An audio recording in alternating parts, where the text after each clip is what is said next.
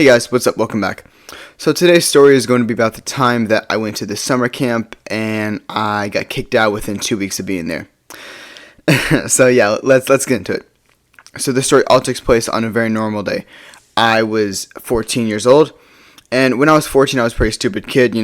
I definitely did not think before doing stuff. And yeah, and this was during the summer when I was 14, and my mom was signing me up to go to this camp, and she also had to pay to make me go to this camp, which was not cheap. It was not cheap to go to this camp.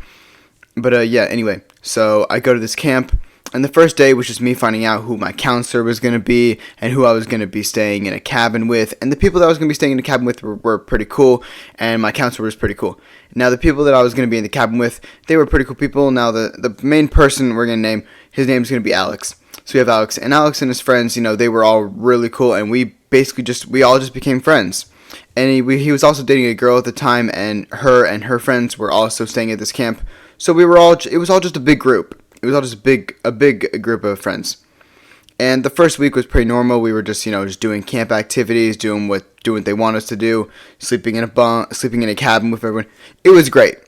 And then the second week came along. So the second week comes along, right? And I'm sitting in me, Alex, and a bunch of other friends are on this paddle boat. And we're all just chilling the paddle boat, just like talking, just chilling. And then Alex looks at me and he's like, "Yo, Jacob." And I'm like, "What's up, bro?"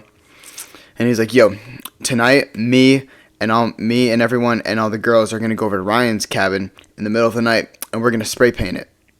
And I'm like, "Really?" And he's like, "Yeah, you down?" And me being a stupid kid and also hating Ryan, because Ryan was a really strict counselor, and he basically he was very strict. He didn't want people doing too much, and I was like, "Yeah, bro, I'm down. Why not? Let's spray paint his cabin. Let's get him back." And he's like, "All right, bet." So the nighttime comes along, right? Now we're chilling in our cabin, right? And we're waiting for our counselor to go to sleep. And finally, he goes to sleep, and then we go over to this window that was inside the cabin. We open it up, and then we all sneak out.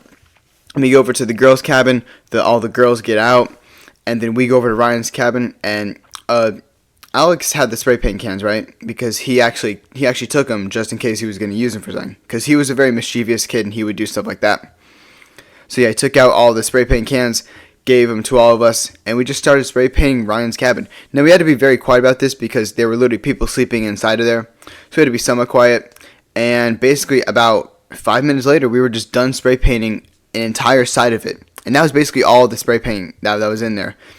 Because there wasn't much, because Ryan did get used spray paint cans that have already been used a bit, so we could only do one side of the cabin. And after that, it was pretty funny. I actually drew a huge dick on there. I wish I had a picture. I wish someone had a phone at that time that took a picture of it. It would have been so funny to show y'all. It was just so funny. But yeah. Anyway, after that, we were done. We threw away the spray paint cans. We go back to our cabin. The girls go back to theirs, and we sneak back in the window, close the window very quietly, and go to sleep. And then the morning comes along, right? We wake up in the morning. We walk out of our cabin, and we hear Ryan yelling.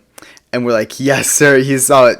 So we all run over there, and he's looking at it. He's just yelling, and so are all the people, and so are the people that were inside his cabin. And he's like, "What the fuck is this? Like, who did it?" He is swearing, by the way. Keep in mind, we're all like 14, 13, we were young. And Ryan's over here swearing, like, "Who the fuck did this? Like, whoever did this, you are in so much trouble, and you're getting kicked out of this camp immediately." And we were just trying not to laugh about this because we found this so fucking funny. And after that, basically, we just went off and did the camp activities. Now, we thought we got away with this at first, right? We thought we were golden, we thought we got away with this. It was perfect. And then about 2 hours later, right, Ryan comes up to us, and he's like, "You all, come with me." And we all look at each other, and we already knew what happened. Because, Ryan came up to us, and he's like, "Y'all, come with me right now." He didn't have time to explain. So we go with him, and we go inside this little office area that was with the camp. And he's like, as soon as we walk in there, right, we see all the girls that were with us, and we're like, "Yep, we're fucked. It's fucking over." So we sit there, and he's like, "So do you want to explain?" And Ryan goes, "So do you want to explain to us what you were doing last night?" And we're like, "We were literally just sleeping in our cabin. Like, that's what we were doing." He's like, "Oh yeah, really? You want to explain this to me?" And he plays this. He plays back security footage of me, Alex, his friends, and the girls and her friends spray painting the side of Ryan's cabin. And we're just watching this video just in just like pure guilt. And it was clear to us it was pretty much clear that it was us. And we all look at each other. We're like, "Yep, it's over." And then there was this one guy, right? He was the main person who actually ran the camp. And he's like, "All right, everyone, call your parents." And we're like, "What?" We look at him, all confused. We're like, "What?" He's like, "Call your parents. You're leaving." And we're like, and we're like, "Come on, dude! Like, come on, please give us another chance." And he's like, "No, you spray painted someone's cabin. That is property damage. Call your parents. You're leaving." So we had to call our parents and explain to them why we were leaving and why they had to come pick us up. And obviously, my mom was pissed off as fuck. Like, she was beyond pissed off. And basically, she comes and gets me, and it was like an hour drive, and that was also a waste of money because she paid money for me to go here. And I go home, and that was the last time I ever saw Alex and his friends and his girlfriend, her friends. And I haven't talked to them since. And I really hope they're doing good, right? You know, I really hope Alex has changed his ways and is not spray painting anything and peer pressuring other people to go spray paint. But yeah, that's basically the end. When I got home, I was grounded for about a week. So yeah, that wasn't very fun. And yeah, that's basically the end of the story. Haven't been back to that summer camp since. I don't plan to go back to it ever, even just to go there, because it was kind of like a park thing and also a camp. So I don't plan to go back there ever. It's also an hour away. Why the fuck would I do that?